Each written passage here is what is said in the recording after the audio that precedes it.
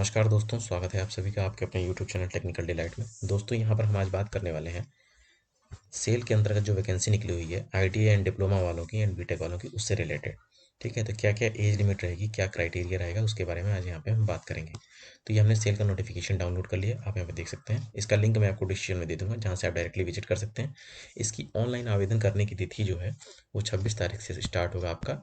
तो जिस दिन से स्टार्ट होगा उस दिन से आप अगर वीडियो पे आएंगे तो आपको लिंक अवेलेबल हो जाएगा। ओके, तो चलिए हम आगे बात करते हैं। इसमें देखिए यहाँ पे डिटेल ऑफ द पोस्ट के बारे में दिया गया है सेल के अंदर। पहली बात ये कि पीएसयू है, पब्लिक सेक्टर एंटरप्राइजेस है। ठीक है, और ये जो वैकेंसी है भिलाई स्टील प्लांट की है। तो आपकी जो पोस्टिंग रहने वाली है इसमें वो आपकी भिलाई स्टील प्लांट पे होगी। उसके बाद देखिए आप इसमें क्या है, जब नीचे के सेक्शन की तरफ जब आप आएंगे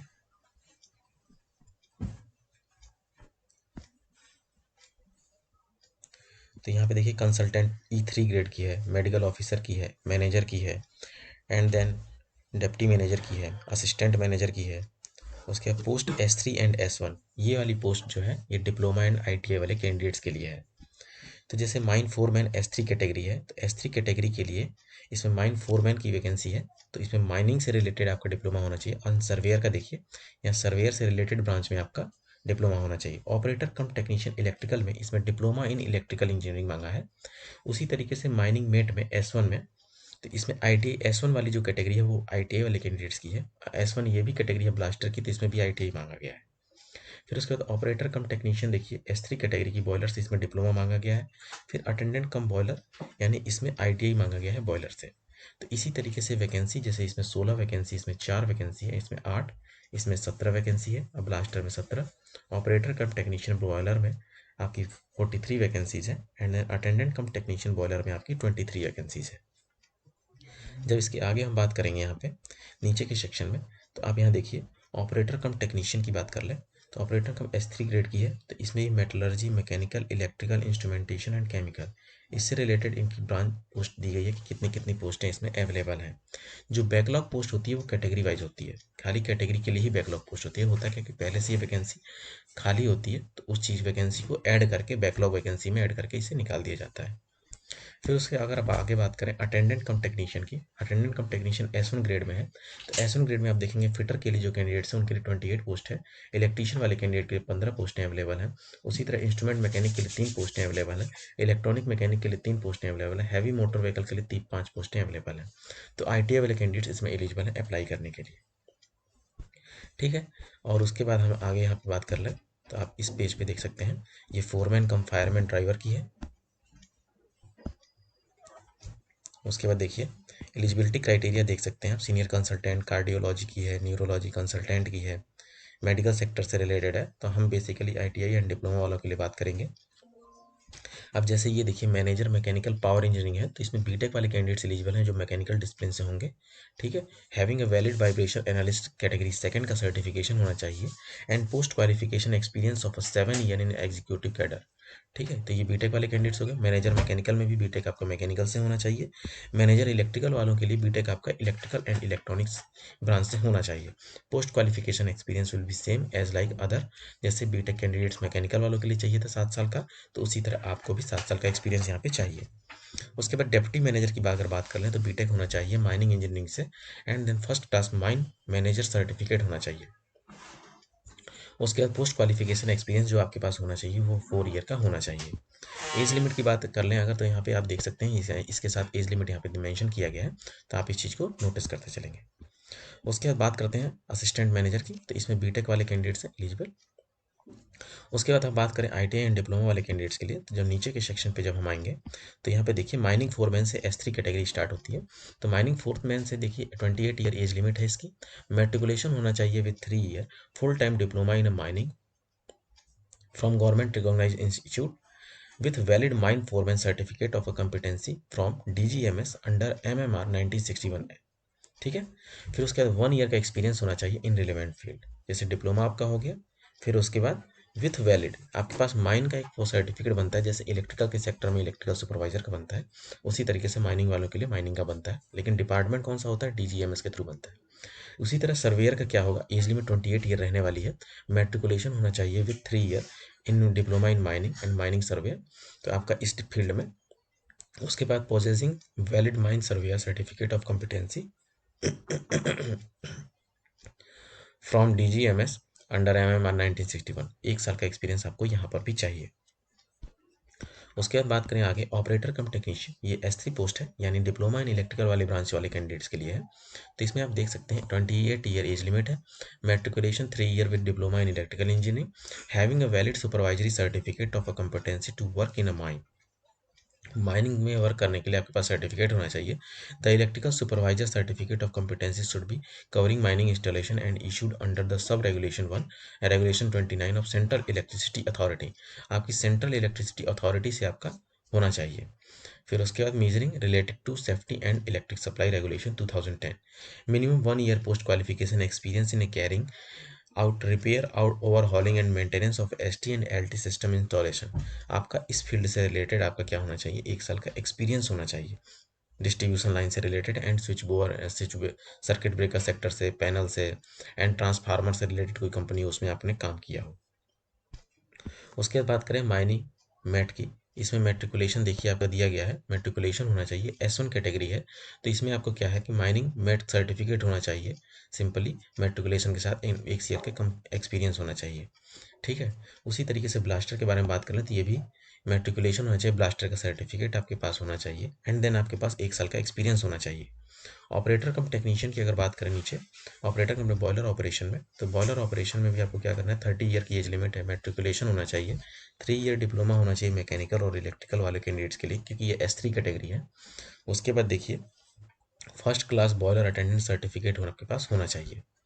उसके बाद अटेंडेंट कम टेक्नीशियन बॉयलर ऑपरेशन के लिए अगर बात करें तो आप यहाँ देख सकते हैं मैट्रिकुलेशन इन ITI ट्रेड होना चाहिए आपका इंस्टीट्यूट, जैसे बॉयलर से रिलेटेड। उसके बाद सेकंड क्लास बॉयलर अटेंडेंट का सर्टिफिकेट बनता है आपका ITI वाले कैंडिडेट्स के लिए, तो वो आपके पास सर्टिफिकेट होना चाहिए। उसी तरह बात करें ऑपरेटर कम टेक्नीशियन ट्रेनिंग S3 में, तो ये S3 कैटेगरी डिप्लोमा वाले कैंडिडेट्स के लिए है, तो diploma in engineering relevant field में होना चाहिए, mechanical, metallurgy, chemical, electrical, instrumentation, तो आप इसमें एलिजिबल है अप्लाई करने के लिए। ऑपरेटर कम टेक्नीशियन वाली ट्रेनिंग इस वाली पोस्ट में, इसी में किसी से भी एक्सपीरियंस की डिमांड नहीं की गई है, तो आप इस पोस्ट में एलिजिबल हैं अप्लाई करने के लिए। फिर उसके बाद अटेंडेंट कम टेक्नीशियन की बात करें S1 में, तो इसमें मैट्रिकुलेशन विद ITI होना चाहिए एक डिफरेंट ट्रेड से, और इसमें किसी भी एक्सपीरियंस की डिमांड नहीं की गई है।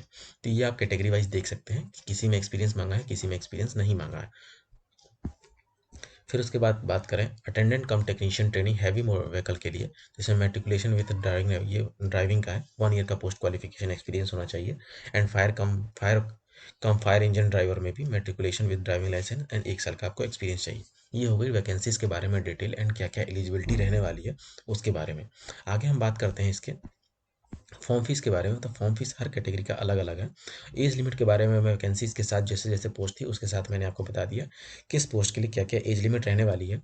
एंड एज लिमिट के बाद आपको जो रिलैक्सेशन दिया जाएगा वो ऑन द बेसिस ऑफ, जैसे आप SC ST कैटेगरी है तो आपको 5 ईयर का एक्सपीरियंस मिल जाएगा, 5 ईयर का रिलैक्सेशन, एंड देन आप OBC कैटेगरी है तो आपको 3 ईयर का दे दिया जाएगा। ओके, चलते हैं आगे। तो इसी तरीके से आपको वैकेंसीज की फुल डिटेल मैंने आपको की पॉइंट्स के बारे में यहाँ पे आपको बता दिया। उसके बाद जब बात आती है नीचे, हम देखते हैं इसमें जो फिजिकल स्टैंडर्ड रहने वाला है, तो ये फायर इंजन ड्राइवर के लिए है। तो ये इनका बेसिक क्राइटेरिया है फायर कम इंजन ड्राइवर वालों के लिए। आगे हम बात करते हैं सिलेक्शन प्रोसीजर किसके लिए, तो जो हमारी S1 एंड S1 पोस्ट थी, S3 पोस्ट, उसके लिए देखिए यहाँ पे माइनिंग फोरमैन, सर्वेयर, ऑपरेटर कम टेक्नीशियन, तो जिसमें इसमें देखिए क्लियरली दिया गया है eligible candidate will be required to appear for an online test, information for which will be provided in admit card में जो दिया जाएगा, shortlisted on the basis of the performance of CBT के आपको आधार पे लिया जाएगा, will be 100% skill and physical ability test will be qualifying in nature, आपका ये जो स्किल टेस्ट करवाया जाएगा इसके बाद 1:3 में लिया जाएगा, वो क्वालिफाइंग इन नेचर होगा जस्ट, ठीक है। आपका जो कुछ भी सिलेक्शन होगा परफॉर्मेंस ऑफ CBT ऑनलाइन, जैसे आपका ऑनलाइन पेपर होगा उसके आधार पे आपका मेरिट तैयार की जाएगी। ऑनलाइन टेस्ट जो आपका होगा 100 मल्टीपल चॉइस क्वेश्चन होंगे मिनिमम, जिसमें क्या होगा determined based on 50 percentile score minimum scoring होगी। उसके बाद आपका स्किल टेस्ट 1:3 की कैटेगरी में आपको मैंने पहले ही बता दिया कि आपको इस आधार पर बुलाया जाएगा। ये हो गया क्राइटेरिया कि आपका सिलेक्शन इसमें कैसे कैसे होना है। बात कर लें आगे, तो इसमें S1 और S3 यानी जो डिप्लोमा वाले कैंडिडेट्स हैं उनको 2 साल का प्रोबेशन पीरियड होता है। तो जैसे फर्स्ट ईयर में आपको फर्स्ट 1 साल में दिया जाएगा 16,100 रुपये का अमाउंट, और उसके बाद सेकंड ईयर में आपको 18,300 का अमाउंट दिया जाएगा। एंड ITI वाले कैंडिडेट्स को 12,900 एंड सेकंड ईयर में 15,000 रुपये का अमाउंट दिया जाएगा। एंड देन आपकी पे स्केल लगेगी, यानी 2 साल पूरा करने के बाद ही आपकी पे स्केल यहाँ पे लगाई जाएगी। ठीक है, उसके बाद आगे हम बात करें इसमें, तो इसमें हम देख लेते हैं आपके फॉर्म फीस के बारे में कि क्या क्या इसके लिए फॉर्म फीस रहने वाली है।